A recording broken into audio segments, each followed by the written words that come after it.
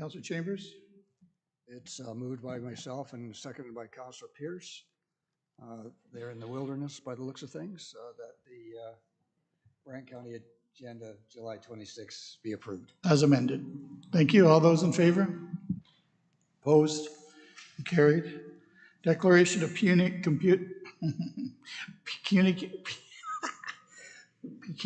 interest. If you have any, please declare them now. If not, you can do them when it applies. Thank you.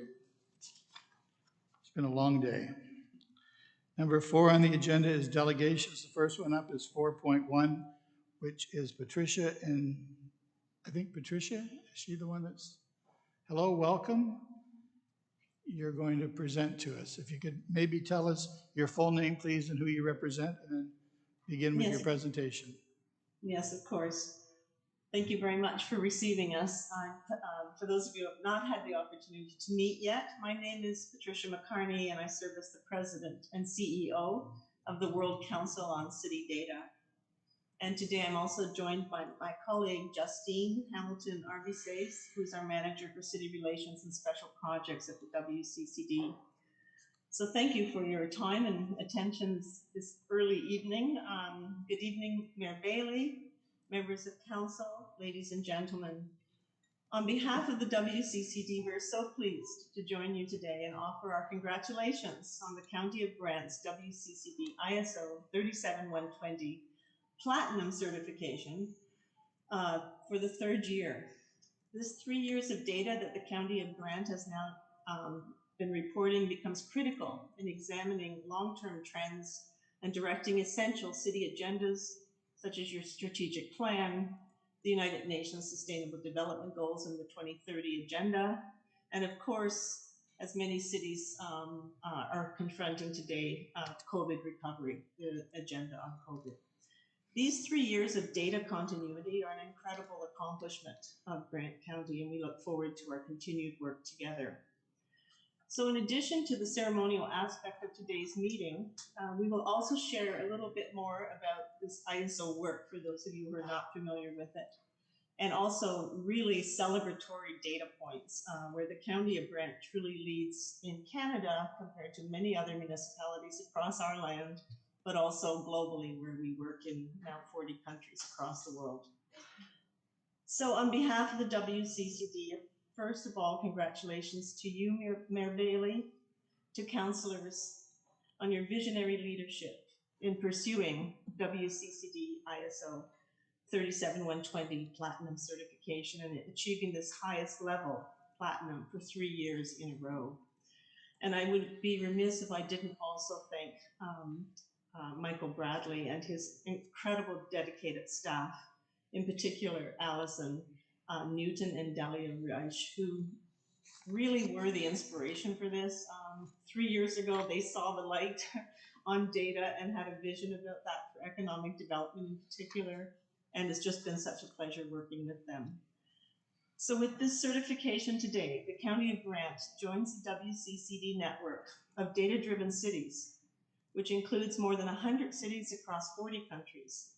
This network includes cities that span the globe, from Toronto to St. John's to Saskatoon, Los Angeles to Buenos Aires and Boston, Oslo to Melbourne, London to Dubai, and a growing network across Europe, Africa, the Middle East, South America, and Asia, increasingly, even more recently, Asia. What unites all of these cities, including the County of Brant, is a commitment to data to propel a more sustainable, resilient, smart, and prosperous future. Next slide, please. The ISO 37120 Indicators for City Services and Quality of Life, for which the County of Brant is receiving its 3rd Platinum certification today, is a global first. Wccd led the development in the International Organization for Standardization, ISO, in Geneva. Once we achieved the publication of this first ISO standard, we began operationalizing this worldwide. This is a first because the standard equips municipalities for the first time with fully standardized, globally comparable, and independently verified data. So in other words, it's the first time that municipalities across the globe are equipped with apples to apples data.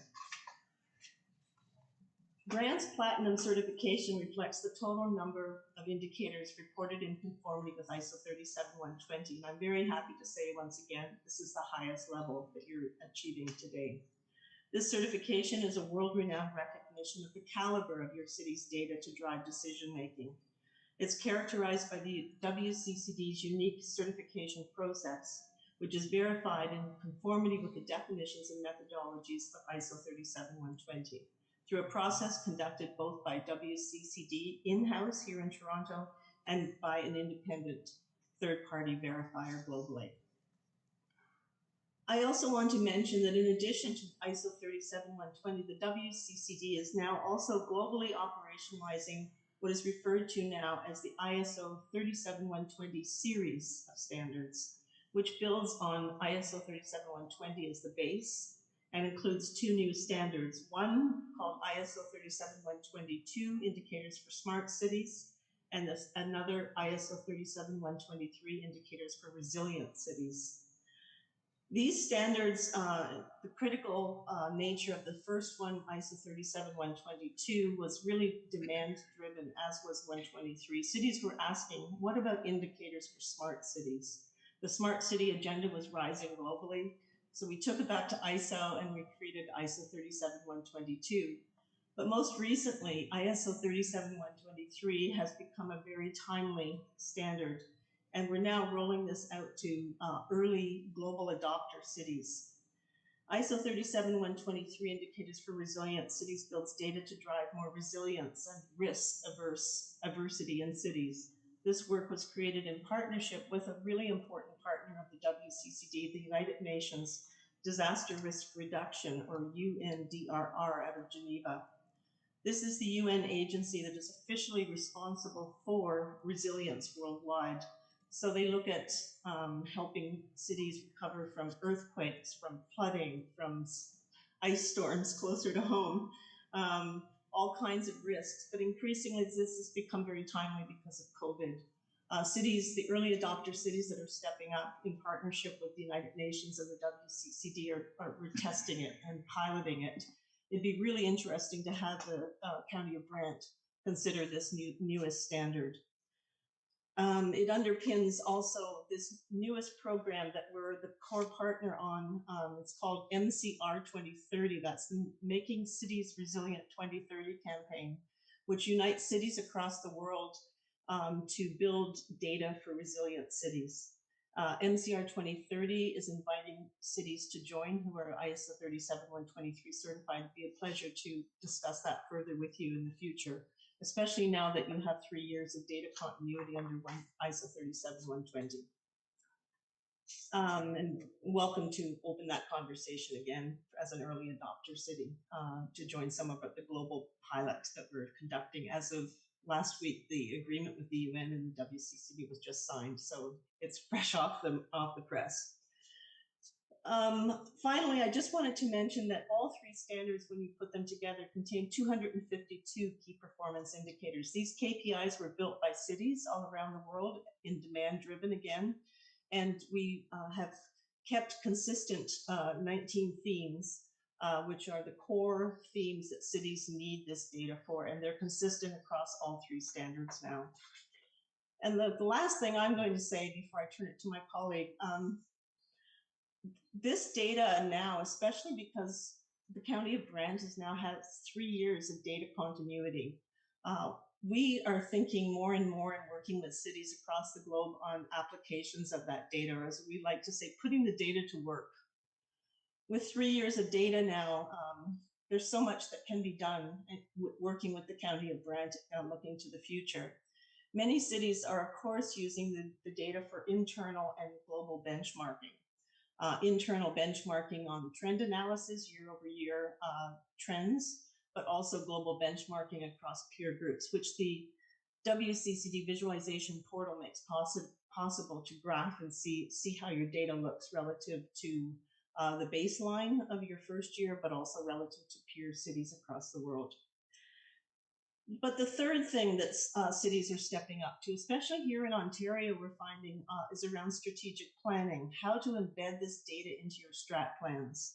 We're working with many cities, including Markham and Kitchener and Waterloo and others, on helping them to think about data driving how the needle's moving on your strat plans. And that would be a pleasure to work with you on as well. We started to work on that, and Justine will say a few words about that in a moment. Of course, infrastructure investment is also an important priority for how this data can actually leverage funding from senior levels of government with very pointed and data-informed asks, and data-driven decisions around gaps, etc.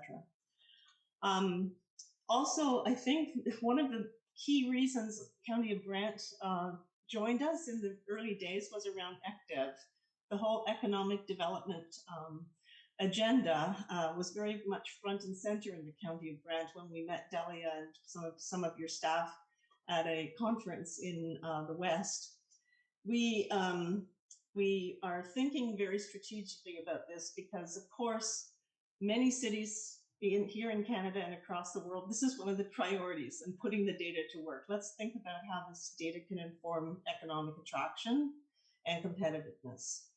So by popular demand, we at the WCCD are building something we're calling an investment attractiveness tool to support cities in moving the needle on sustained prosperity. We'd be happy to share this information and offer any and all support to the city, to the County of Brant, as we move forward in our work with you. We've created domains and subdomains and mapped the indicators that you already have data for now for 3 years running, and we can map that into this tool and show you how this data can actually inform economic development strategy. And of course, the international goals like the SDGs and the global climate agenda, et cetera, we're working with many of the UN agencies on that. And this data helps to help cities think about that path forward and forward-thinking predictive analytics to 2030. So with that, I'm going to ask my colleague Justine to show you a few of the quite stellar data points. We were looking at the site last night and the visualization portal, and there's some really wonderful stellar data points. County of Brant is truly leading both globally and here in Canada, so we just thought we should share a few of those with you now. Justine, over to you. Thank you, Patricia, and good evening, Mayor Bailey, members of council, and all. It's really been my pleasure to work with the County of Brant these past 3 years. You're a true Canadian and global leader, as Patricia mentioned, in data quality and reporting. This evening, I'd like to highlight this third platinum certification by showcasing some interesting data-driven trends to reflect the County of Brant's 3 years of reporting, alongside some comparative data points that demonstrate the county's leadership in the context of other Canadian cities. I will note that each data point has been directly tied to a strategic objective under Brant's strategic plan. All of these KPIs have also been directly tied to one or more of the UN Sustainable Development Goals. The 2030 Agenda for Sustainable Development, adopted by all UN member states in 2015, as you know, provides a shared blueprint toward a global framework for sustainability. This first indicator, number of property crimes per 100,000 residents, shows a positive onward trend, supporting the strategic objective of making the community safe for residents. This performance also shows good progress towards Sustainable Development Goals 3, which are good health and well-being, and 11, sustainable cities and communities. Number of property crimes in a city is considered a benchmark for the overall level of safety in that city. The data shows that Brant, an already very safe community, is becoming safer each year. This next indicator shows the percentage of land area in the city that's designated for natural protection. Natural areas play an important role in conserving biodiversity and maintaining ecological processes and natural cycles. They also serve as potential economic hubs by drawing recreational users. 28% of Brant's land area is designated for natural protection, which is higher than cities like Saskatoon, Edmonton, Yellowknife, Halifax, and other Ontario cities such as North Grenville and Cambridge. This positions Brant as a true Canadian leader in protection of natural assets. Brant's commitment to assets is again showcased through this indicator, final energy consumption of public buildings per year, when we think about gigajoules consumed per square meter. This also reflects the strategic goal of reliable infrastructure. We see a steady annual decrease in the amount of energy used by Brant's public buildings, which can create substantial economic savings for the municipality and can enhance the security of the energy supply. Reducing the energy consumption of a building can also reduce greenhouse gas emissions and the building's ecological footprint, which helps to combat climate change and promote a low carbon economy. Next, we'll consider full-time employment in Brant through the lens of the strategic goal of economic resilience. We see a steady increase in full-time employment from 2015 to 2018, when rates of employment see a small downturn and then a strong recovery in 2020 and 2021. The city's impressive track record on this KPI is made even more impressive when we consider that the greatest increase in full-time employment was made during the onset of the pandemic, a true testament to the economic resilience of the city. Next, we consider the kilometers of bicycle paths and lanes for 100,000 residents in a comparative Canadian context. A transportation system that's conducive to cycling can reap many benefits in terms of reduced traffic congestion and improved quality of life. Economic rewards, both to the individual and to society, are also realized through improved health and reduced dependency on car ownership. Brant's impressive value of 250 kilometers of bike paths and lanes per 100,000 residents shows commitment to healthy, safe, and engaged citizens. Lastly, this indicator, number of businesses per 100,000 population, is directly tied to Brant's strategic priority of building a more diverse economy and driving new investment. A strong increase in this KPI over time shows excellent entrepreneurial activity and health and a dynamic and growing economy.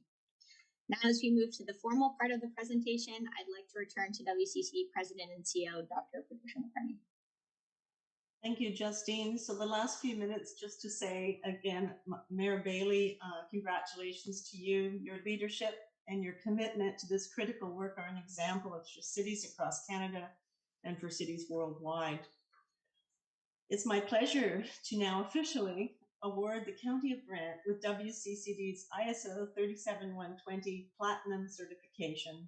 Congratulations, Mayor Bailey, and congratulations to your dedicated team led by the CAO, Michael Bradley, and for the tremendous partnership of our close colleagues, becoming friends after 3 years. I have to say our team here at WCCD and your team at City Hall have been working diligently on this, and we're fast becoming colleagues and friends. Both Allison Newton and Delia Reich really deserve this call out from the WCCD. They're wonderful people to work with. The County of Brant has showcased a commitment to a data-driven future for its citizens and innovative leadership in local governance. So on behalf of the WCCD, I would like to congratulate the dedication of Mayor Bailey and the County of Brant to open, standardized, and comparable city data. This standardized data will help to monitor and thereby increase the quality of life for all citizens, while driving evidence-based decision-making and data-driven solutions. The County of Brant truly stands out globally as a leader in working to create a more sustainable, smart, resilient, inclusive, and prosperous future for its residents. So congratulations once again on this ISO 37120 Platinum certification, and may I wish you all a very nice evening. Thank you very much. Well, thank you very much, and we think that we're doing a very good job here in the County of Brant, but it's nice to hear from someone else that's looking in from other places. And I'd like to, on behalf of our council, thank our staff and Michael Bradley, because we know that their commitment to your program and to your database has been stellar, and this has proven it 3 years in a row. And as you said, through a pandemic, it's exceptional that we kept up our standards, and thank you for recognizing us. And it means a great deal to us, and I hope that the data is not only useful for us in the future, but for you too. So thank you very much. Thank you.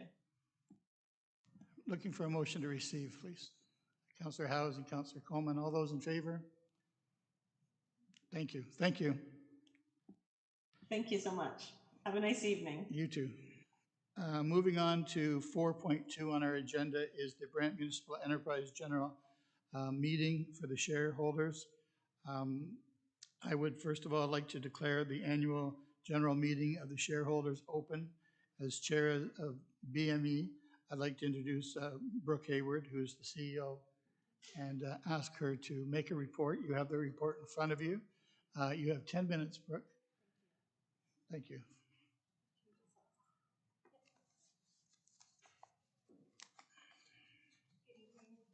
Maybe you have to turn, there we go. Good evening, members of council, ladies and gentlemen. It's, I'm sorry, Councillor Wheat? Looking for a seconder? Councillor Bell, we're going to go beyond 10 minutes if we need to. Thank you. great. It's my great pleasure to be here tonight to present the annual general report for Brant Municipal Enterprise to you, the shareholder, on behalf of the board of directors, three of which is here with us tonight. His Worship Mayor Bailey, who serves as our chair, Director Pierce, who's with us tonight remotely, and Director Bell, who's here as well, along with four other private directors that aren't here with us tonight. But as well, I bring welcome from them as we speak to this report. So thank you for having me here. Throughout the last 2 years, it's certainly been one of many things, many words have been used, certainly one of a challenge for many organizations as we've learned to adapt through some uncertain times. We're very proud to say that we got through the last 2 years, and not only did we get through them and remain very lean and resilient throughout these times, they were very formative years, in fact, for the organization as we looked at making some major changes throughout this time and kept incredibly busy. We have a small but very dedicated team. And of course, through our extended support of the shareholder, senior staff at the county, the support staff, and our trades, our network is large. So although our team is nimble, our network is quite large, and we've been able to accomplish some pretty incredible things over the last few years. So this is supplementary to the report which council has received. It's been circulated, it's public information. I did want to just touch on this report tonight and speak to some of the highlights that we've experienced over the last few years. And I'm going to just look to, here we go, navigate through these slides, of which I hope I didn't press the wrong arrow.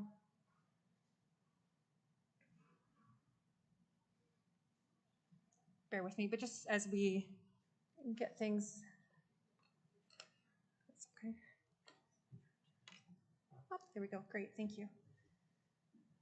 So like any prudent business, each and at every meeting, but certainly every 2 years at minimum, our board of directors does meet, and we diligently spent the time to go through and make sure we're updating our strategic plan. So the most recent of which was updated in 2020.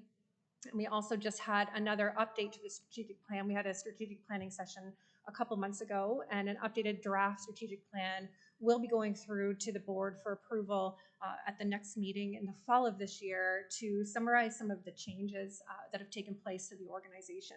So of course, what we're always doing is reflecting back to the shareholders' declaration, taking a look at what the objectives of the organization are and ensure that we're aligning with those objectives. But like any business, we have to learn to adapt to the times, the changing times, and of course, that includes for our municipal corporation. So we work very closely with the shareholder to ensure that the strategic objectives are aligning with the needs of the today, the community. Because in fact, what Brant Municipal Enterprise is designed to do is to create new revenue streams for the County of Brant and create value for the shareholder, the County of Brant, and its residents. So it's very important to us that we're always updating the goals within each strategic objective to ensure that it's meeting the goals of the community, and particularly the County of Brant. As we move through a period of growth, those needs will have changed and will continue to change. And we continue to update the strategic plan to reflect that. So each objective contained within the strategic plan, I'm not going to read through all of it because it is within there. But each of the first three objectives really align with the business units. The first of which is the energy strategic business unit. The second of which is the fiber optic. The third of which is the new and more emerging business unit, which is our development arm. And last of which is to ensure that we have goals set in place to ensure that we're always taking a look to make sure that the organization remains resilient. I'm just going to move through here. So as we speak to the three objectives, we want to touch on some of the highlights over the last few years contained within each of these three business units. So the first of which we'd like to touch on, I know it's a kind of a highlight for all of us right now. It was the opening of the Brant Community Health Hub.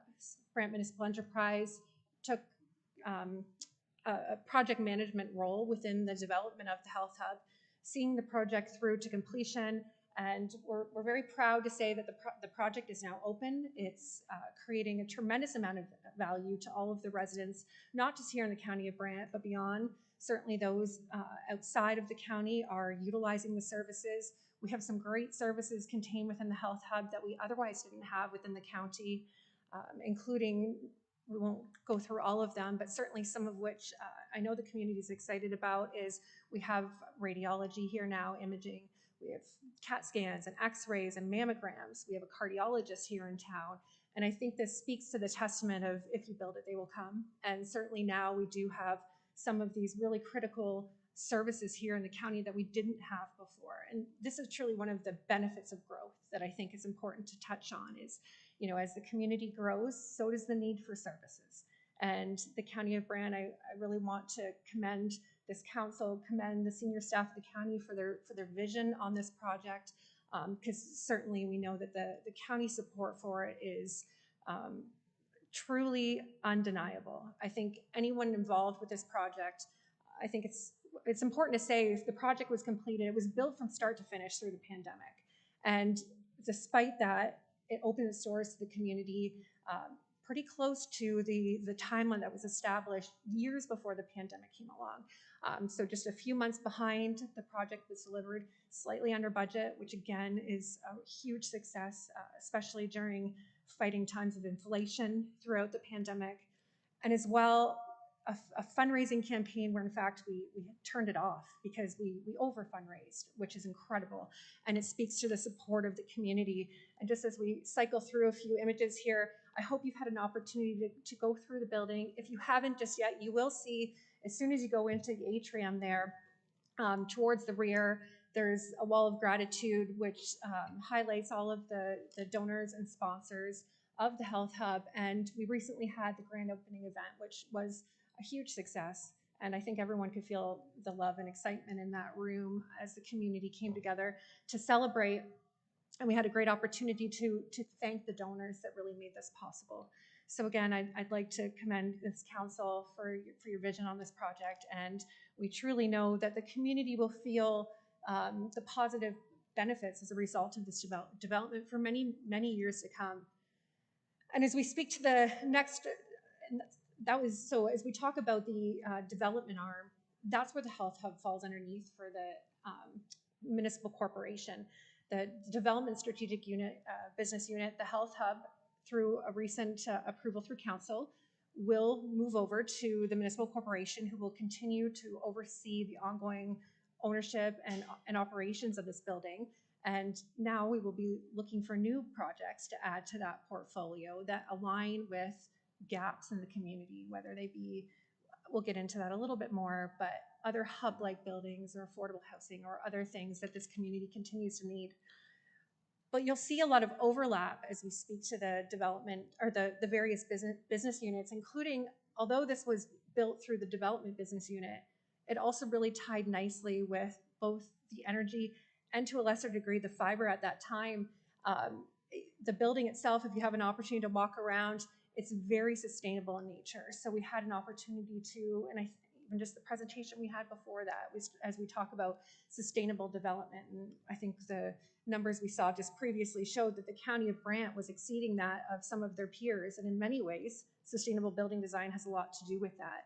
So when we look at the Health Hub as an example, we have solar on the roof, which you can see here just to the right rear of the building. It's under development in this picture. There's EV chargers in the parking lot. There's passive solar. There's bioswales in the parking lot. The trail system itself, you can see just to the left of the building there. It was really important as we took a look at the development of this building to integrate the trail system into the Health Hub so that people can get to work, get to their doctor's appointments in a more sustainable way and take the trail systems in. And there's ample bike racks amongst other things so that people can enjoy the facility in that way as well. So again, a great opportunity to take what we do in the Energy Strategic Business Unit, which is build turnkey energy projects for businesses in the community. We work a lot with the Six Nations community, but as well the municipality, and adopt best practices into new building designs. And we're helping the shareholder on other projects, including the Canesville Community Center, ensuring that it's solar ready, ensuring that it's EV charger ready, and really future-proofing these buildings is something that we will continue to work closely with the shareholder to do into the future. And as we just finished on touching on the Energy Strategic Business Unit, we're coming out of a transitional period. For many years, the most of the projects that we built was during the time of the feed-in tariff program, a government program that was phased out in 2018. Since that time, we've been working to secure projects in the net metering space, which essentially mean there's no grants or incentives once we transition into net metering, or hadn't been. So you have to find ways to make them profitable and sustainable on their own. And we worked to secure some contracts in the net metering space, including the Health Hub. It was one that was built in 2021. But as well, the Six Nations Bingo Hall. Six Nations has always been a key strategic partner for the municipal corporation. Valuing this relationship with the Six Nations community has been one that's been really important to us. And as a result, there's been a lot of business that's come out of the Six Nations community. They're a community that's always been very environmentally aware and sensitive, and ensuring that sustainable best practices are incorporated into their facilities has been key.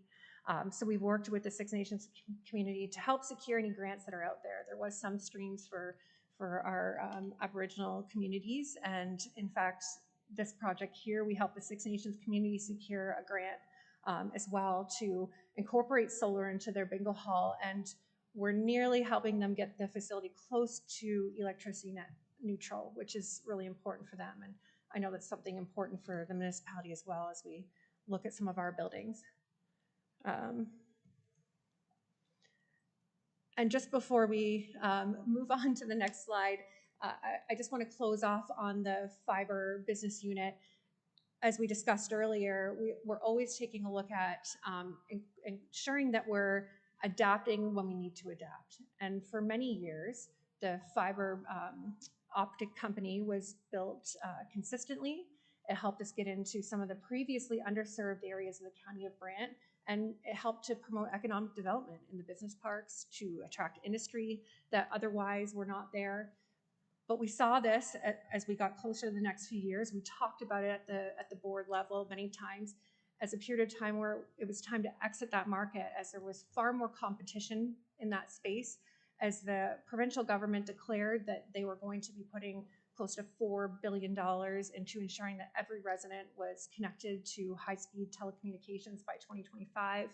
We knew this competition would grow, and it was the perfect time. We saw the asset was more valuable now than it would be in the future, to use those funds to then put into areas that now need our energy, that now need that funding, to help fill those gaps in projects like the Health Hub and other projects that we're currently doing research on, due diligence on, and will be coming to the shareholder at the appropriate time when we find those opportunities where those projects can help to fill gaps and also align with the strategic objectives of the organization. So as we move on to the next slide here, as we look into the future, we're going to continue to work really closely with the shareholder to identify those business opportunities and fill those gaps that we need here in the County of Brant. It's really important to us. And we will focus on creating new business opportunities that not only align with the strategic objectives, but also create new long-term revenues. Because at the end of the day, the municipal corporation is designed to help generate revenues. Yes, we want to add value to the community, but it's really challenging sometimes to add value if you don't have funding to do that. So creating revenue streams is something that's always been really, really key. We're going to continue to explore new opportunities in the green energy space. And this is a really pivotal time right now. I think probably each and every one of us have heard every level of government start to talk about how critical it is to invest in sustainable energy, sustainable development. We're going to hear more of that, and we're going to start to see more opportunities, more programming, more grants coming out of the provincial government and federal government. So to be prepared and ready for that, in 2021, Brant Municipal Enterprise hired a new full-time director of energy, He brings with him a lot of experience in the energy space, and we're currently working on quite an impressive portfolio of projects that we're excited to bring online. So as soon as the government starts rolling out these programs, we're ready with applications and potential projects that align with those programs, that align with the goals of the municipality to become a carbon neutral, sustainable municipality. And we're going to help the municipality in their efforts to get there. We'll get there before your goal of, I believe, 2050. We'll be there well beyond that. And it's a personal goal of mine to help see that trend as you collect data of energy going down year over year.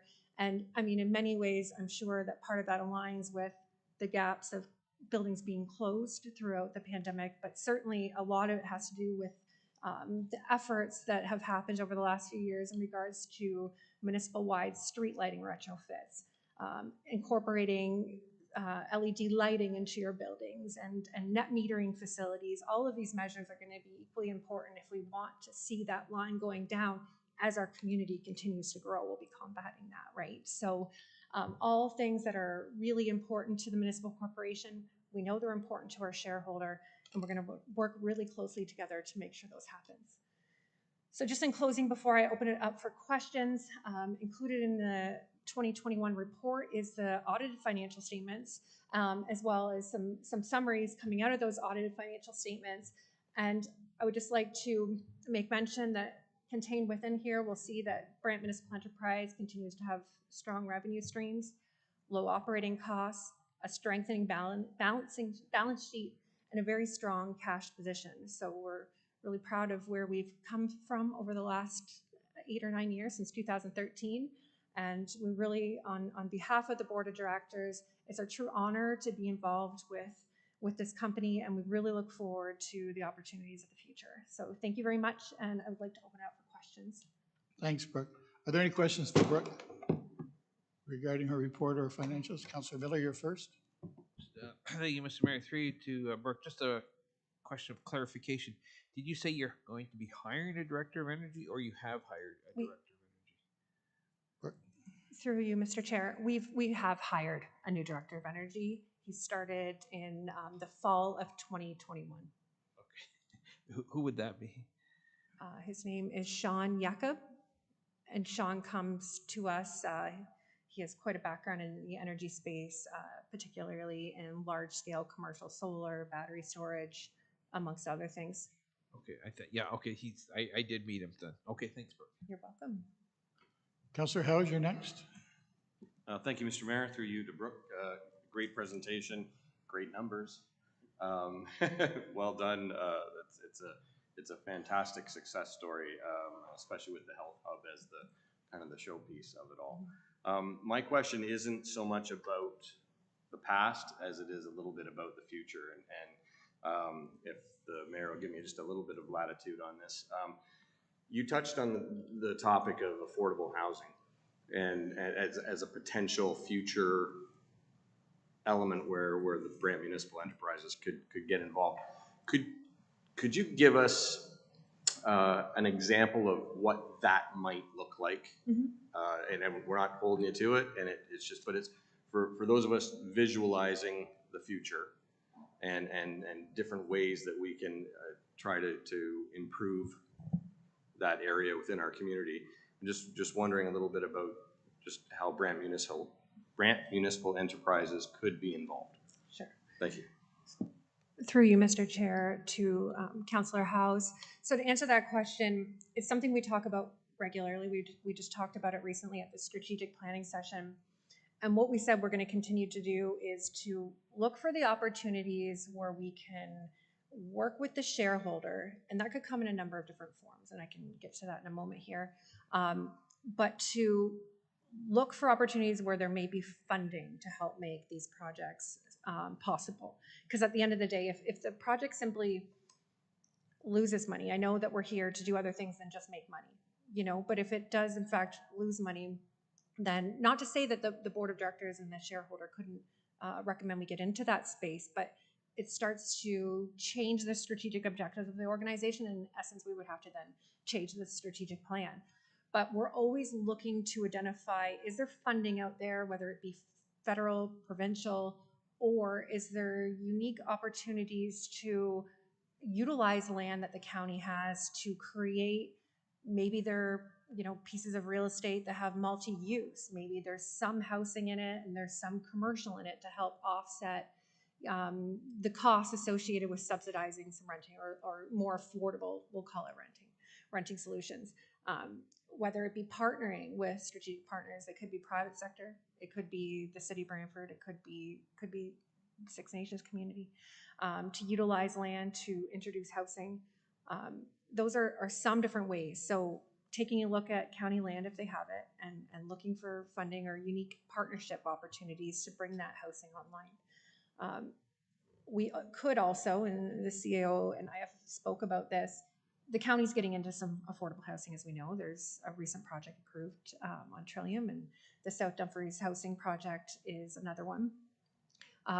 Maybe BME helps the county to take care of or get into that space of management, and if there is some revenues coming in through that, utilize those to then build additional housing. Really, it's looking for creative solutions, and I think that's what everyone needs to do, put their heads together to combat this affordable housing crisis, because it's not something that's going to easily happen, or else it would have likely happened already, right? So it's definitely going to take some strategic thinking, but we're up for that challenge, and we're definitely open for suggestions and ideas, and we're all ears, and we're here to help in any way that we can. And certainly I know our board is eager to hear your ideas if you have them, so that we can then adopt them. Thank you. Thank you. Any other speakers, questions? Councillor Gatward. Thank you, Mr. Mayor. Through you to Brooke. The solar projects that you do and build the solar on the rooftops of various buildings, does BME collect a fee for organizing and arranging for the installation, or do they also collect a percentage of the profits that the solar panels generate, or both? Through you, Mr. Chair, to Councillor Gatworth, it's a great question. And to date, Brant Municipal Enterprise has provided turnkey solutions. So essentially, fee for service. We go in, we quote a project, our margin is worked into there, margin being the profit that BME will make for building the projects. And that's where we've made our money to date, by delivering essentially construction services, turnkey services to our clients. Although what we're starting to look at, and it's in our business plan, and it's part of the goals actually in our strategic objectives, is to own projects in the future as well. So we would like to own energy projects within the municipal corporation. And we do believe that these new programs that are going to come out through the federal and provincial government here in the future will provide those opportunities for ownership as well, which would then allow us to create new revenue streams through the ownership of these projects. So today, BME does not own it. Well, I guess we actually will own our first one on the Health Hub once the Health Hub is within our ownership. But to date, we've been building these projects for our customers, many of which are for the County of Brant, who generate profits from them, but not BME directly. Thank you. You're welcome. Oh, Councillor Bell. Yeah, thank you, Mr. Mayor. It's not a question, it's more of a comment. That it's something that Brooke said. We're not here in BME just to make money. In my view, as a member of the board, and I was a member of the board before I came to council, so I've got quite a lot of time invested in BME, and to my mind, we need to think about the value that BME creates, not just in terms of dollars, but in terms of social and community capital. And they've created infrastructure which would otherwise probably not have been created, and it's been done in very creative ways, and thanks to Brooke and Michael and all the staff for coming up with those creative ways. We're actually using BME to address some of the climate change challenges that we have in the county.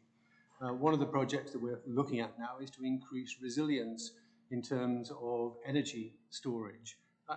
There are so many things that BME can do and is doing that if we just looked simply at the balance sheet, we'd say, well, yeah, okay, you're making some money, but we're doing so much more. And I just want to commend everybody to understand that BME is a very useful tool that the county has, and we could we should continue to maximise its usefulness.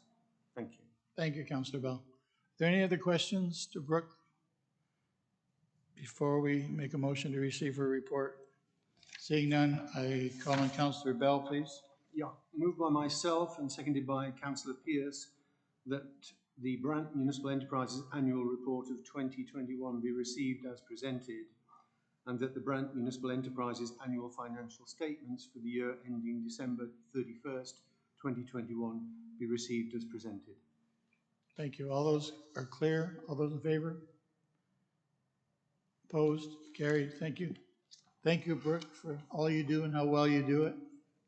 Thank you. I have to declare that the annual meeting of the shareholders is over now. It's closed. Thank you. Moving on to number 5, the adoption of the minutes from the previous meeting. Councillor House. Thank you, Mr. Mayor. Moved by myself and seconded by Councillor Coleman that the County of Brant Council minutes of June 28, 2022 be approved. Any questions for the minutes? No? All those in favor? Opposed? Carried. Business arising from those minutes? Are there any? Seeing none, we'll move on. 7.1, consent items to be approved. There are none. 7.2, we have several to be received. Does anyone want anything separated? Councillor Miller? 7.22. 7.22. Anyone else want any other separated? 7.22, okay. Let's call the vote on everything but the one we're separated. All those in favor? Opposed? Carried. Councillor Miller? This is the letter from Chief Mark Hill of the Six Nations of the Grand River, and I found it an interesting letter. Learned a couple things, but there was also an invitation there in the first paragraph. He says, "We invite each of your councils to reach out to us to arrange a meeting to discuss this." I don't know what the feeling is around the table, but I thought this was a generous invitation, and I don't think this council should take them up on it, but I think the next council should. So it's just a suggestion, Mr. Mayor, but just something I think should be considered. Thank you. I think there's opportunity there for the next council, and I also know that there's a tri-council being planned too by the next councils, no matter who they are. I think there's the desire for the city and the county and Six Nations to get together and talk about a whole lot of things that we've been meaning to talk about for a little while. So thank you for that. Any other comments? Seeing none, we'll vote on the one we pulled. All those in favor? Thank you. 8.1, Planning and Development Committee, Councillor Miller. Yes, Mr. Mayor, moved by myself, seconded by Councillor Bell, that the Planning and Development Committee report of July 5th, 2022 be approved. Are there any questions to Councillor Miller on his report? Councillor Miller? Second guessing yourself? I wish I had the answer to my own question. Just a comment, Mr. Mayor. We've seen in the recent past, last few meetings, we've seen some cell phone or some cellular tower applications come forward, and I understand staff is going to look at our protocol for that. The question I guess I would ask staff is, do we have a timeline for that? That's the question, and then I'd like to follow that up with a comment. Who's going to speak to Councillor Miller? Matt? Through the mayor to Councillor Miller, that's something that we could look at this fall. You know, we're coming into a little bit of a break with our committee, so it would be a good opportunity for us to take that time to reevaluate that protocol. Okay, through you, Mr. Mayor, thank you for the answer, Matt. I think it should be noted, and I think, Mr. Mayor, you're going to hear more about this too. I think we're going to see a lot more cellular tower applications come forward in the not too distant future. Everybody knows the usage is growing, and there are gaps, and people think, well, the gaps aren't too bad. I think the Rogers outage showed that there are some serious gaps, because just because Rogers, say Bell has one area, doesn't mean Rogers customers can access that area. So there's gaps from different cellular companies. Not that there's many, but there are out there. We see greater usage, especially in the rural areas when we're trying to do some precision spraying and whatnot. And with the rollout of 5G, there's going to be an even bigger demand in down the road. I think if it ever gets going, autonomous vehicles too. So there's, anyways, the need's growing, and I think we should be getting ourselves ready to see a lot more applications come forward for that. Thanks, Councillor Miller. Any other questions to Councillor Miller? Councillor Bell? Yeah, thank you, Mr. Mayor. Really, just building on what Councillor Miller said, you just sort of triggered in my mind the thought you have a bell tower here, a Rogers tower there, somebody else's tower over there. Is there anything we can do as council to minimise the number of towers but deliver the service? So have one tower deliver on behalf of multiple companies. Okay, Councillor Bell, I think we've tried to get in on that. No one's really interested. They're all very territorial on their own towers, I guess, just because whatever goes right or goes wrong on their own site is their business and they don't want to involve anyone else. We can approach it again, but I think staff has tried to combine towers when you know, we're just talking meters or a few feet or whatever it is. And I don't think there's any interest in anyone that I know of. I don't want to speak for staff, but I think we have approached them and there has been very little interest in working together for the different providers. So we can still work on that, though. All we can do is ask again. Any other questions? Call the vote. All those in favor to receive the report? Thank you. The Policy Development and Strategic Direction Committee, Councillor McAlpine. Okay, moved by myself and seconded by Councillor Ferry that the Policy Development Strategic Direction Committee report of July 12, 2022 be approved. Thank you. Are there any questions to Councillor McAlpine on his report? Councillor Coleman. Thank you, Mr. Mayor. Separate number 1, please. Separate number 1.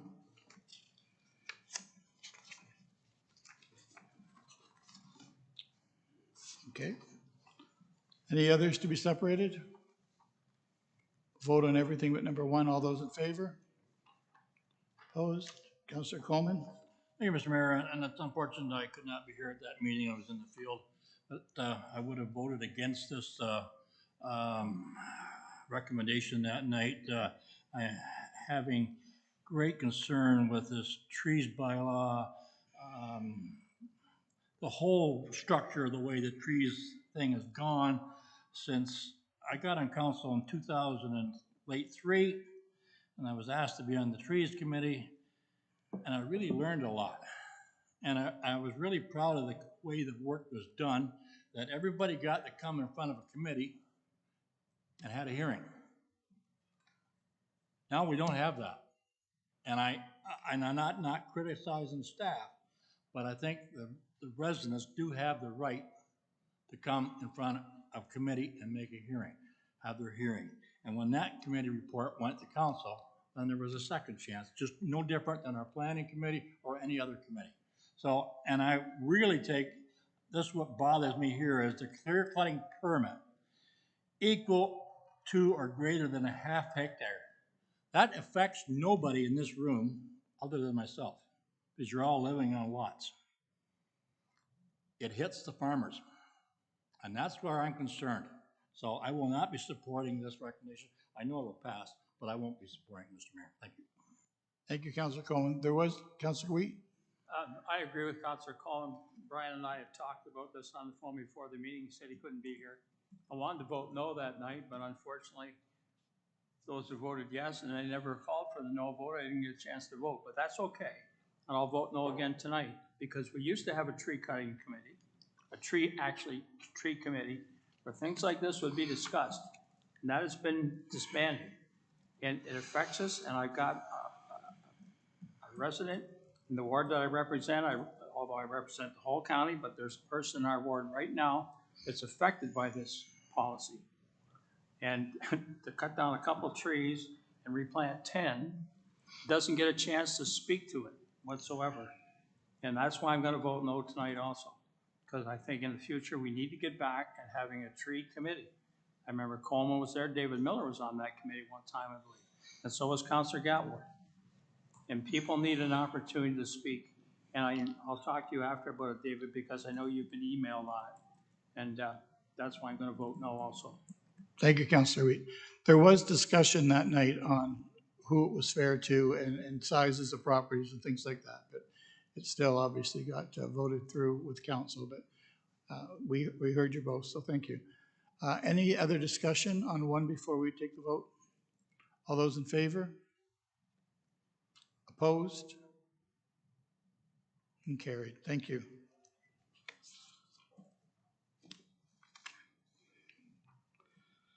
Administration and Operations Committee, Councillor Pierce, are you prepared to move your report from wherever you are? I can't hear you, Councillor Pierce.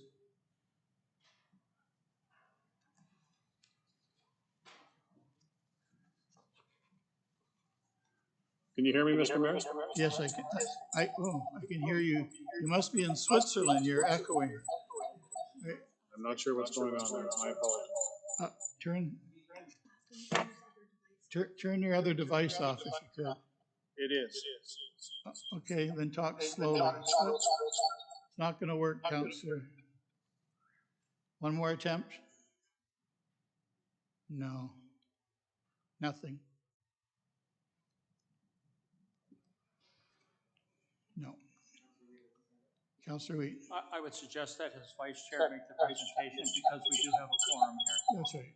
We're going there in a minute, Councillor Wheat. Councillor Pierce is now gone. So Councillor Gatwood, if you could make the motion, please. Mr. Mayor, can you hear me now? I can hear you now. Welcome back. Okay.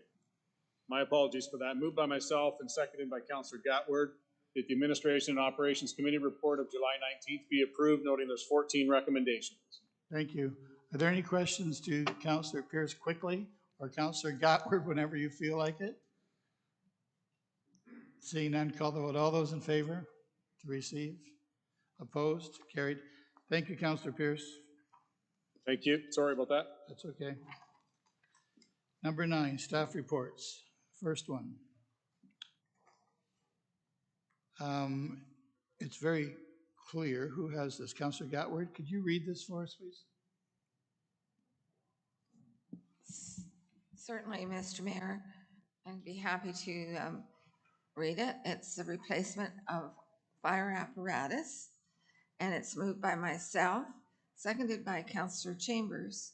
Whereas the 2022 capital budget includes a portion of funding for a replacement pumper apparatus for the airport fire station, Unit 321, and whereas the 2023 capital budget forecast includes the projected remainder of funding needed for purchase of Unit 321, and whereas current market conditions are causing significant supply chain issues and anticipated price increases that will affect the acquisition of fire apparatus in a timely and cost-effective manner, that the request for proposal process for replacement of Unit 321 proceed immediately, and that the 2023 capital budget include the balance of funds required for full purchase of Unit 321 to be confirmed through the request for proposal results. Thank you. Are there any questions? Seeking support, all those in favor? Opposed? Carried. Thank you, Councillor Gatwood. 9.2, Councillor LaFerrier, this is for the control bylaw for St. George. Thank you. Yes, and I've been requested to read the entire piece here, so I will. Moved by myself and seconded by Councillor Howes that report RPT 0247-22, interim control bylaw for St. George dated July 26, 2022 be received. And further, that council directs staff to carry out the comprehensive master plan study for St. George, which is to include but not be limited to the consideration of the following: any required changes to the land use planning policies and or regulatory framework resulting from water and wastewater servicing capacity limitations, the integration of the timing and recommendations of the St. George class environmental assessments for water and wastewater services, the implications of water and wastewater servicing constraints for growth management, servicing implementation, and any other impacted policies within the official plan, and as related to land use planning policies and regulatory framework, retaining a consultant to undertake the St. George Transportation Plan, the execution of the recommendations derived from the County of Brant Parks Master Plan in relation to St. George through land use policy updates, a review and update on site-specific transportation needs, a review of and any required changes to land use planning policies and schedules as related to delineating a comprehensive natural heritage system, and the implementation of the official plan amendment number 8, phasing and servicing plan and community linkages. And further that, the comprehensive master plan study for St. George provide recommendations pertaining to land use planning policies, schedules, and regulatory framework, including but not limited to specific official plan policies and mapping. And further, that council enact the interim control bylaw included as attachment 1 to this report, implementing interim control of all development within St. George, save and except for those exceptions mentioned in the bylaw, pending completion of the comprehensive master plan study for St. George, and that the Chief Administrative Officer be authorized to retain qualified consulting services as required, including by non-standard procurement as may be deemed necessary for the timely completion of matters related to the comprehensive master plan study for St. George as referenced within this report, RPT 0247-22. Thank you, Councillor. Are there any questions to this? Councillor Bell and then Councillor Gatward. Yeah, thank you, Mr. Mayor. Through you to Michael? Yeah, We'll thank see. you, Michael. Could you explain for people listening here the relation of this study to the new OP that is currently going through the system? And secondly, could you spell out the implications of us approving this bylaw?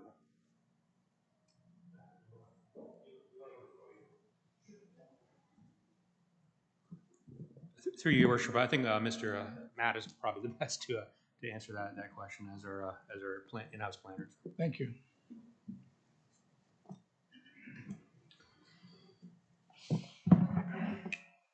So yeah, thank you for the question, and through the mayor to Councillor Pierce. This does have a relation to our current official plan process. As council's aware, our official plan remains in a draft form, and it is currently with the province for review. We have waited a number of months now for comments to come back to the province, but to date we have not received anything. There are changes in our official plan that will affect the St. George area. The official plan, however, it's sort of a large visioning document, so it doesn't really drill down into the community specifics. So things like the road network or trails and corridors, the specific locations of those things. We don't have the ability to really get into implementation policies and that sort of thing with the official plan that we would otherwise be able to carry out in such a study as a comprehensive master plan. So there is some relation between what we're trying to achieve through these through this extra study and the official plan.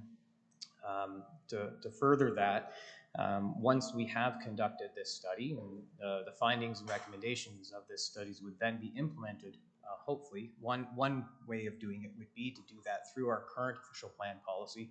The other way would be to do that through sort of standalone official plan amendment. We haven't figured out the best course of action, so there's a couple ways we could do that. And then to answer the second part of your question, what does this mean, particularly for the St. George area? What this means is we're putting a hold on development applications that have been received, development applications that might be received, until we've had a chance to really study what needs to happen in St. George in terms of all of the things that have been mentioned throughout the report in front of you. So we have to look at St. George and how this community is going to develop, and we haven't had that opportunity to do that. What would have happened if we had a new official plan would be we would take the time to do a secondary plan for St. George. And through that process, we would really look at the fundamental basics and plan out all the details. Unfortunately, with the delays with our official plan and with us receiving a lot of pressure and applications for St. George, we've chosen the interim control bylaw as a tool and a measure for us to be able to slow things down a little bit and give us time to really help and plan St. George as a complete community. Hopefully that helps to answer the question, but I'm here to answer more if there are. Yeah, thank you. It does. Thank you, Matt. Councillor Gatward, you're next, please, and then Councillor Laferriere. Thank you, Mr. Mayor. Through you to Matt, my question is quite short. Have the stakeholders, landowners, proposed developers been notified about the proposed bylaw that's being put before us tonight? Through the mayor to Councillor Gatward, they would have had an opportunity to see the agenda as it's been prepared. Other than that, there would have been no consultation. The Planning Act does not require consultation or notice to be given for the use of an interim control bylaw. Okay, so there's been no consultation. Do we still have a development liaison committee at the county? We used to have one. Through the mayor to Councillor Gatward, we do. And we do meet every 2 to 3 months to speak to larger development matters throughout the county. Right, but they haven't been notified about this either? No. No. Okay, thank you. Councillor Laferriere and then Councillor Chambers. Thank you, Mr. Mayor. Through you to either Matt or possibly our CAO. This somewhat strikes me as maybe a bit of an earlier version, or implementing it earlier in the process of development for a community to create a complete community, similar to what we did early in this term with the tap the brakes motion for Paris. I'm wondering if either of you can kind of speak to that. And the reason I bring it up is because speaking to Councillor Gatward's point, I know that there was some opposition from developers to our tap the brakes program, but I've heard from some developers, some of whom may be in this room right now, afterwards that it helped to create better processes in terms of the speed of applications with our planning staff.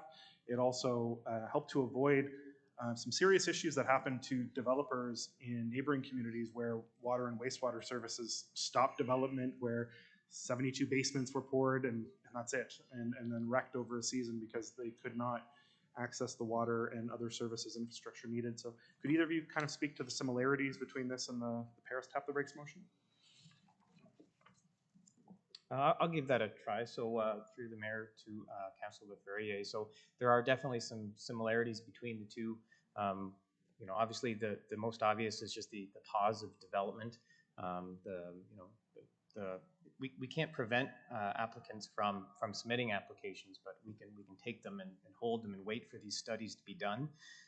Some of the differences between what was tap the brakes and an interim control bylaw is interim control bylaw has a lot more teeth through the Planning Act to really slow things down and really prevent things from escalating to having to take things to council.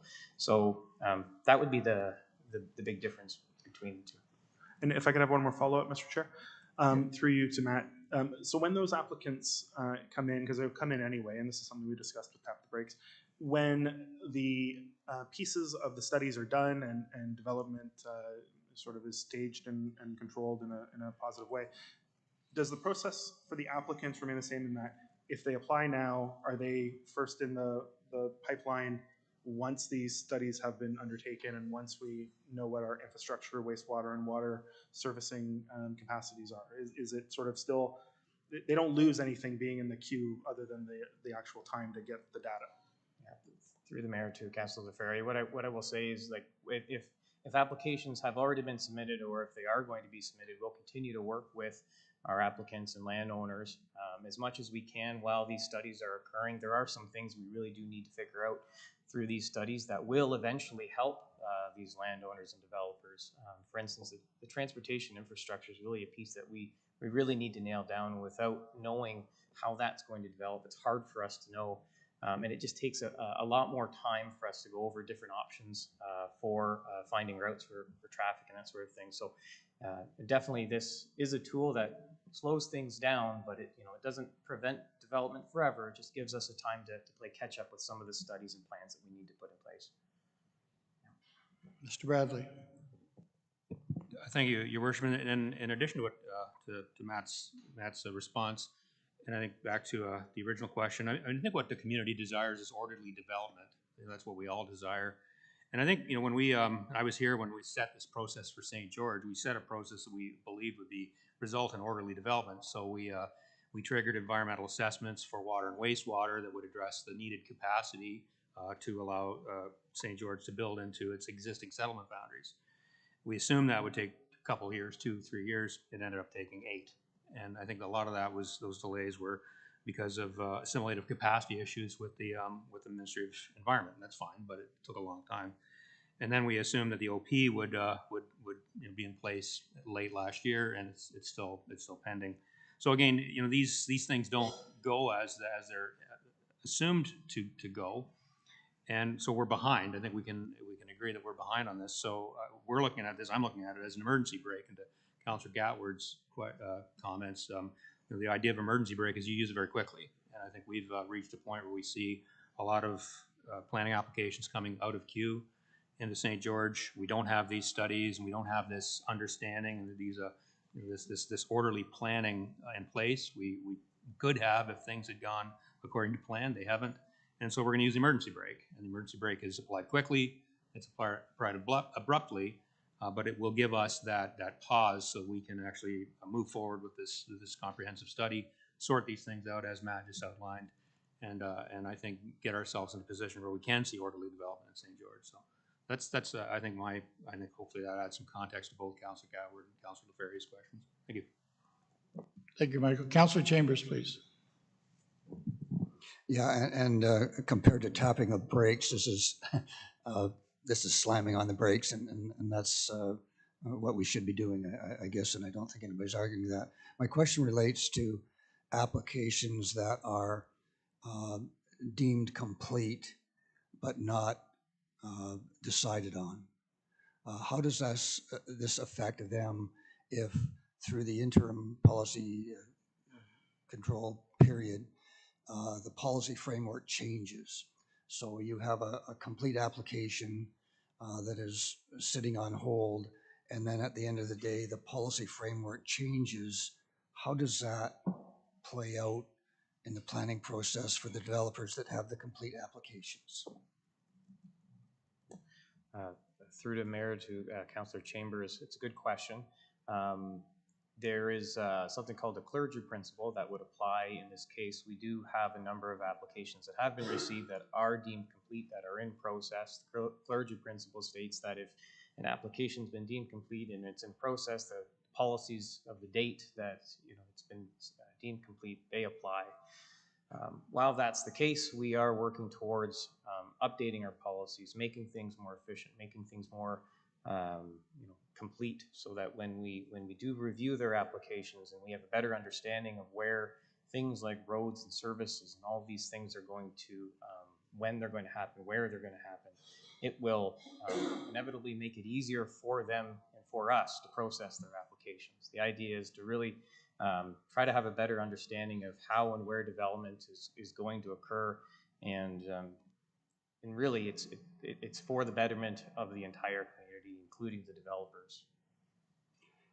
Just a follow-up, and maybe one other follow-up.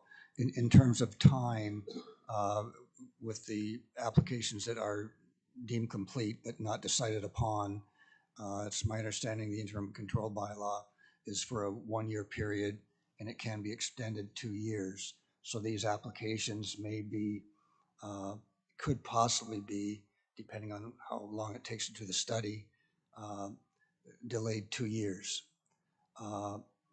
And some developers, I don't know, it may be to their advantage with the new policies, but if there's a dispute, how does that reconcile itself? It's my understanding that they cannot appeal the interim control bylaw, but there have been cases, I understand, that they can appeal to the minister, and the minister can make a decision. So do you anticipate any of those scenarios coming out of this with perhaps impatient developers? Through the mayor to Council Chambers, I can't answer that question. I'm not sure. Yeah, without knowing for sure, I'm not sure. In terms of the timing of how this might affect their applications. Yeah, the first round of the interim control bylaw. So we would put this in place for up to a year. That is not appealable. If we were to try to extend this for up to 2 years, that part would be appealable. And whether or not that would happen, I'm not sure. We're obviously going to be trying our hardest to get these studies done within the 1 year time frame.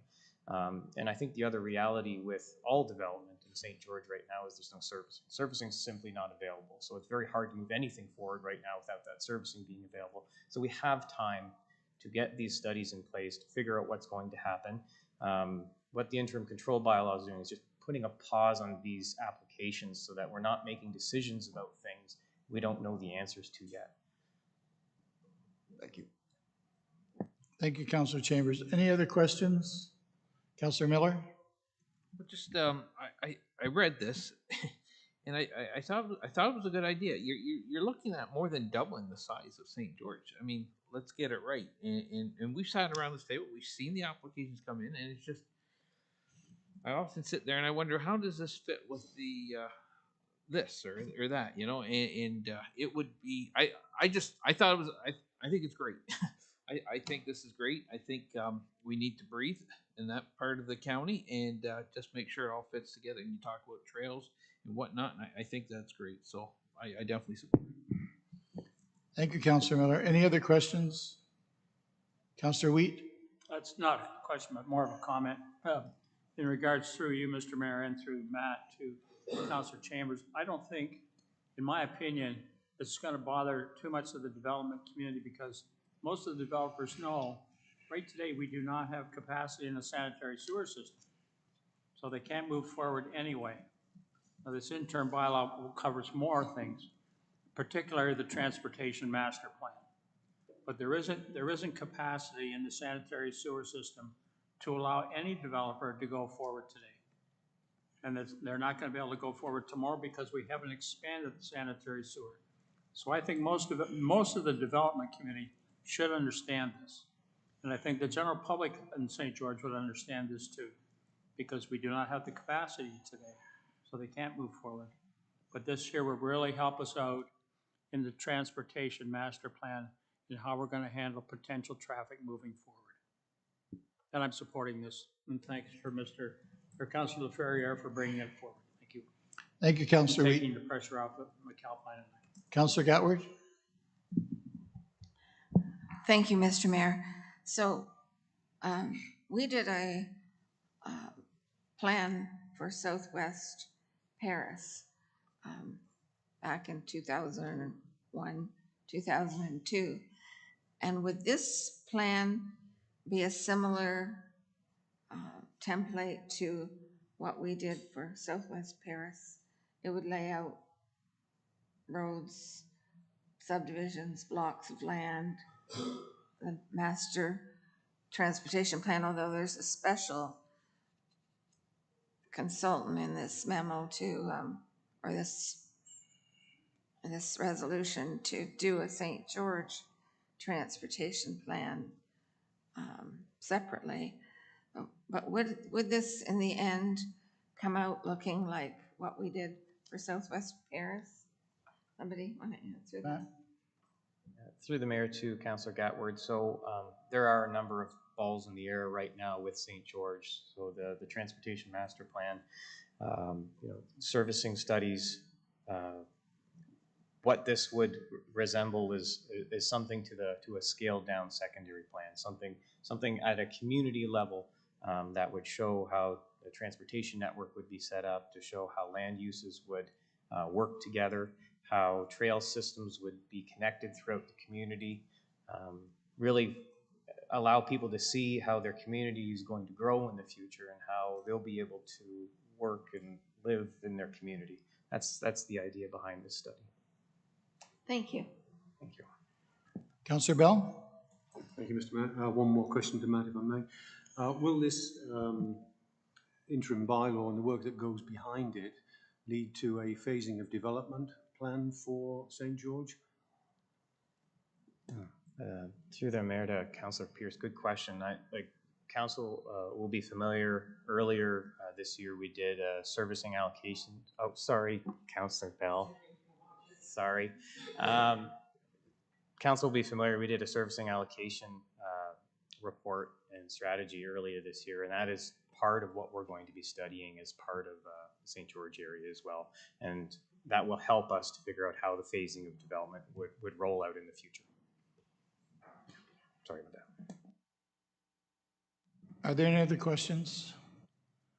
I have a couple of comments. I think that, first of all, I think this is a great thing to bring forward. And I think that people also have to understand that there's a lot of people that have changed the conditions in St. George Forest. There's people that we're going to develop that aren't going to develop now, and there's people that are changing their minds too. And I think that this council has made very good decisions in Paris, but we could have maybe tweaked them or done them a little bit differently had we had the time to know more. And now we know more, and maybe made a couple of things, maybe a couple of mistakes in Paris that we wouldn't have made had we had more time and had we understood the sort of the mindset of some of the builders. And I think this gives us all the time we need to figure things out. I think tapping the brakes was very confusing to a lot of people. This is very clear that it's a dead stop for 2 years. And I think we don't have to worry about the appeal because there's nothing to appeal. There is no services. So, and this is a government who's given us these conditions. They were late to the party with the approval of our official plan, and they put us under a lot of, they held us to the wire to get our work done, and then they didn't get their work done, which gives us the privilege of changing our mind and doing this so that we can make the best decisions on St. George that we can, knowing that we would have made different decisions in Paris given the opportunity and the luxury of time. So that's all we're asking for is time to get it right. And I hope that we have support at the table for this resolution. Any other speakers before we call the vote? All those in favor? Opposed and carried. Thank you for the support. Thank you, Councillor Ferrier, for bringing it forward. We move on to number 10, please, communications. The first one is 10.1. It's communication for Sacred Heart Church. Any comments? Motion to any comments? Any action item? No. All those in favor to Councillor Gatward? I just wanted to ask, I know we've received this letter and they're quite disappointed, but does anyone know if they do plan to apply for a grant? They seemed rather insulted that we would even ask them to, Councillor Gatwood. I would suggest they won't.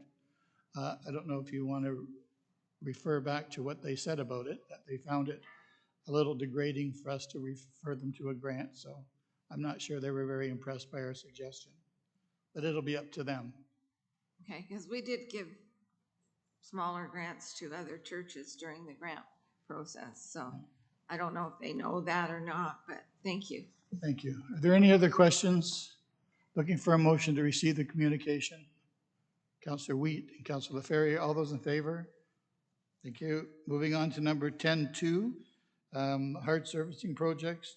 Anything to talk about? Councillor Miller?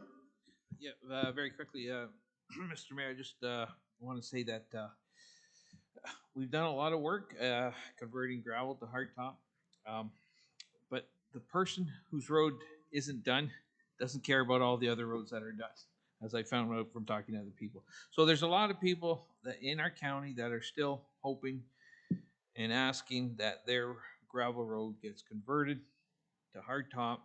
I'm glad Ms. Toda wrote the letter just so all the council can see that there are people still out there, still waiting, still hoping. There's a cost as well, as she described in the letter, to the vehicles, and especially about the paint chips and the rusting and all that good stuff. And certainly we know they tend to dust up a lot quicker. There was a question, and I don't know the answer to it, and maybe staff does. It talks about the 9th concession from Maple Ave to Harley Road was included. I'm not sure that was, but it was not hard surface. So I wondered if we had an answer for Ms. Toda this evening on that one. Who would have that? Mr. Walton, please. Through the mayor to Councillor Miller. The specific question on 9th concession from Maple Ave to Harley Road was included in one of the decision packages approved by council or report to council after the budget. But what staff does is they go out and actually prepare the roads and get ready to do this. We figure out how much money it's actually going to take, and there just wasn't enough money that particular year to finish that project. It's still on the list. Do you want me to say more about that? No, but I can relay that back. Thank you. Thank you. No, I'd just like to say that it was great to receive this letter too, telling us that they appreciate everything we can do for them, and then bring something to our attention that we might be able to help them out with. Councillor Chambers, are you looking to speak? Yeah, I can make the motion. I don't know whether Councillor Miller can make the motion to receive or not, but I just wanted to make a comment, and perhaps General Manager Walton might want to comment on this. Haldimand County is kind of an interesting county in that they have actually passed a resolution at council stipulating that their gravel roads must be hard serviced by, and I don't know the date, it's 2028 or something. It's sooner than what you think, where they anticipate that every road in Haldimand County will be hard serviced. And that may be a resolution that would be worthy of passing. You could get a lot of brownie points for the people on county roads that are gravel if you pass that. But I don't know how realistic it would be in Brant County. So perhaps in the next budget go around for the next council, I'm suggesting that the general manager might want to put some thought to a strategy where all the roads that are gravel in Brant County would be hard serviced by such and such a date. And Haldimand County's done it. Norfolk County did it. And some of the other counties may be anticipating it. But he may wish to comment on that. Mr. Walton. Through the mayor to Councillor Chambers. As part of the Transportation Master Plan, we do intend to bring a gravel to hard surface strategy back to council. The first thing I'll say is there's around 200 kilometers of gravel roads remaining in the county. Staff have looked at this, and the thought is that somewhere around 50+% of them, there is a practical business case to hard surface them, and then there's some where there is no business case to do it unless you want to spend a fortune. So we're going to bring back a strategy to do that for council to look at over a 10-15 year period to do the ones that are where it's practical to do, and a cost, what you would have to do to the capital to do that, and what it would add into the levy every year to keep those up as we go on. And we'll do that as part of the Transportation Master Plan, which we anticipate you seeing in September. Thank you, Councillor Chambers. Any other questions? I have someone, it's on the floor by Councillor Chambers, looking for a seconder, and Councillor Coleman. Any other discussion? Call the vote. All those in favor to receive the communication. Thank you.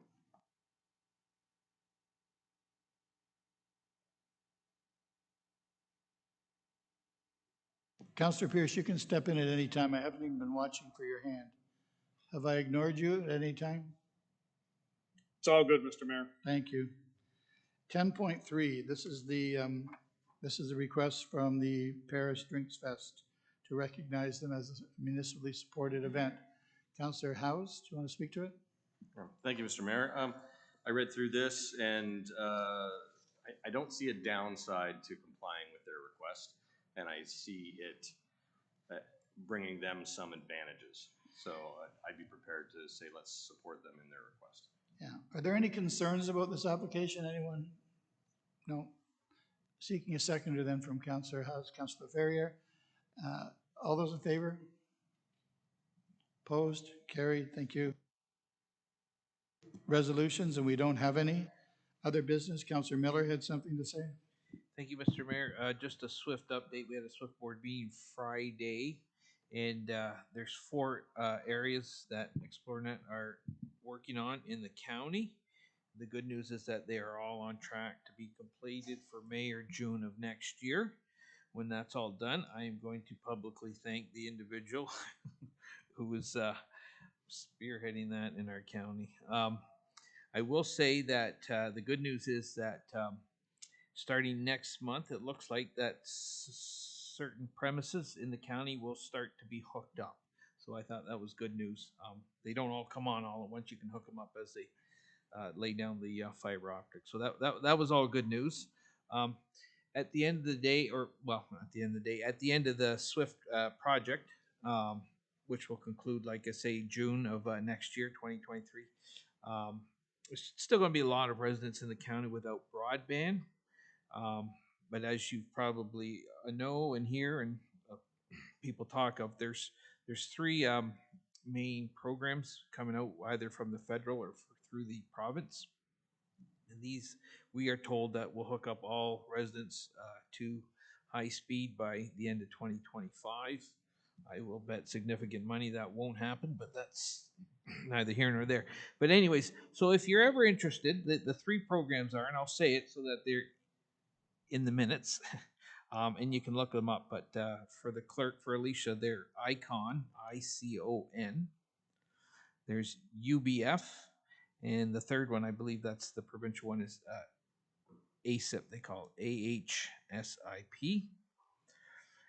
And if anybody wants to see the projects going on in the county, they are on the SWIFT website. I did send that link out to quite a few, but they update it all the time. So if you're interested, or if you know some residents are interested, have a look at that. But like I say, a good news story for the county of Brant with their SWIFT projects. Thanks, Councilor Miller. I did ask, and he was the only one to have anything under new business. Has anyone thought of anything else? Councilor Wheat? Yes, I apologize for not putting my hand up earlier.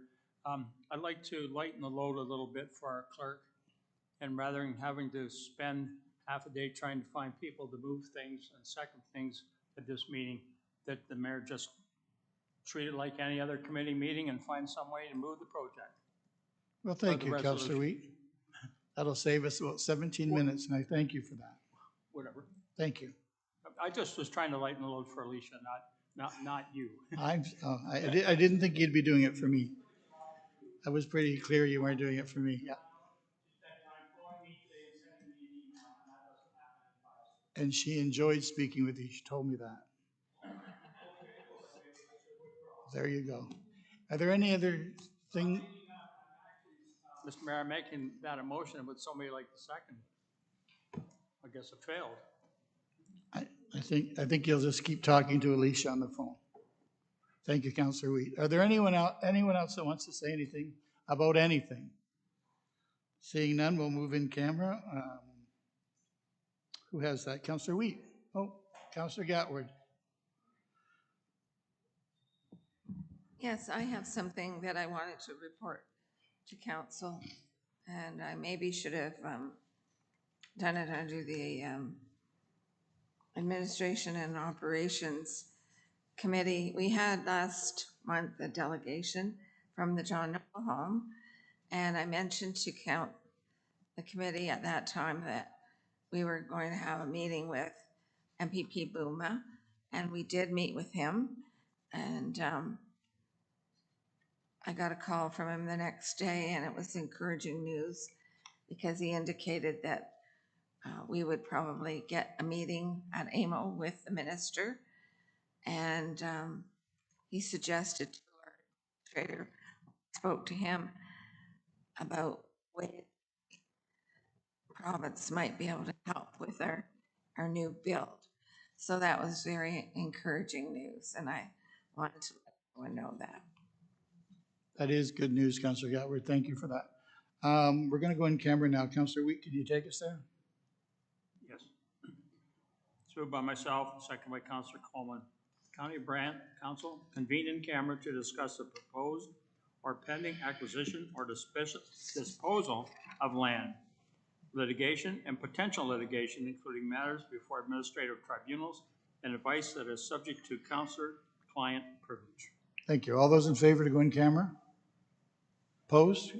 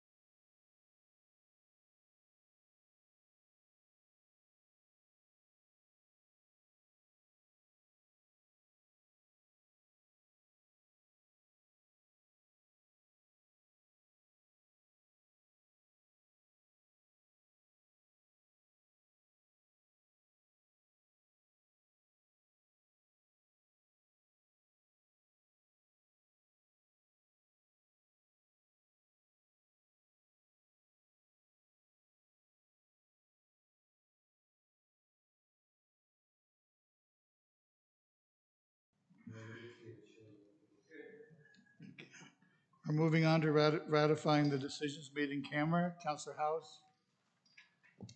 Thank you, Mr. Mayor. Moved by myself and seconded by Councillor LaFerrier that the Operations and Administration Committee in-camera report of July 19th, 2022 be approved. All those in favor? Opposed? Carried. Thank you. Moving us on to 14 bylaws. Councillor Gatward, you have those? Yes, thank you, Mr. Mayor. I do have those. It's moved by myself, seconded by Councillor Wheat. First reading that bylaws 76-22 to 89-22 be now read a first time. Thank you. All those in favor? Opposed? Carried. Second reading, please, Councillor Gatward. It's moved by myself, seconded by Councillor Wheat, that bylaws number 76-22 to 89-22 be now read a second time, and all clauses and preambles be adopted. Thank you. Are there any questions on the second reading of the bylaws? Seeing none, all those in favor? And opposed, none. Councillor Gatwood for the third reading, please. It's moved by myself, seconded by Councillor Wheat, that bylaws number 76-22 to 89-22 be now read a third time, passed, signed, and sealed. All those in favor of the third reading? Thank you. Yes. Oh, okay. Your worship, before you adjourn, I just wanted to bring to council's attention, I think you're aware we have a bit of an abbreviated meeting cycle after our August break, and I think that's going to go fine. I don't see too many problems.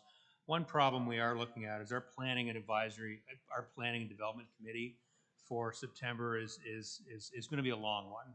I don't think it's going to be something we can't get through in a night, but I was just going to suggest that maybe we want to start that meeting early and then maybe have a supper break or something. I don't know. I just wanted to socialize that with council to see if there was support to do that, just so we don't, maybe we just take our time that night and invest 6 hours and get through that. I don't think it's going to be tremendously controversial, but there are a number of applications that have kind of stacked up. So I was hoping that maybe council could, I could even get a bit of consensus that was okay, and then the clerk and I can work through that. So unless there's any problems, that would be our intent. I think it needs to be okay. Needs to be okay. Do we need a motion, Councillor Wheat? Just a question, is it possible to break it into 2 meetings and have one in late August? Through sir, well, except I probably wouldn't have any staff at that meeting, so probably no.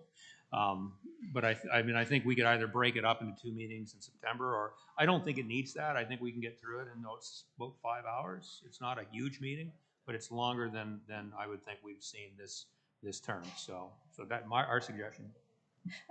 Through your worship, to Councillor Wheat's question, with regards to the planning applications, just my participation is, my understanding is that they have to provide notice of the date of the meeting, which goes out in advance, and it might actually be too late at this point to change that date. Just an FYI, if I can, that I'd be able to, depending on the timing, attend virtually, have to leave due to work, and then attend virtually this sometime late in the second half, but just depending on the time, but I'd still be able to attend to some degree virtually. With special exceptions, like whatever works for you. Thank you. Just letting folks know, so it's not odd when I get off and back on. Yeah. So that's good. Sorry, Mr. Mayor. Are we talking like a 4 o'clock start, 5 o'clock start? Michael? I would think a 4 o'clock start would be more than adequate. So. Okay. Everyone's good with that? Do we need a motion, Michael? No. Through your worship, as long as there's consensus, I just wanted to socialize that idea. If it sounds like it's supportable, then we're going to proceed and set that up. So we'll leave it right now as call of the chair, and you'll be notified with lots of notice. Thank you. With that being said, this meeting is going to be adjourned, noting that our next meeting is the last meeting of this elected council, which is amazing that it went by so quickly. For September the 27th is the last council meeting. So. Mr. Me again.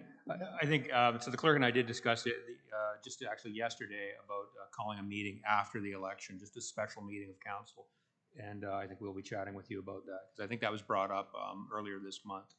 And we, just basically a closing meeting, we can think about that, what that agenda would look like. But it would be a short, special meeting for this council to formally end its term and reflect on its accomplishments. Do we have an approximate date for that? I think the clerk will probably be chatting with you, so. Okay, great. With that being said, make a motion to adjourn. Council, everybody,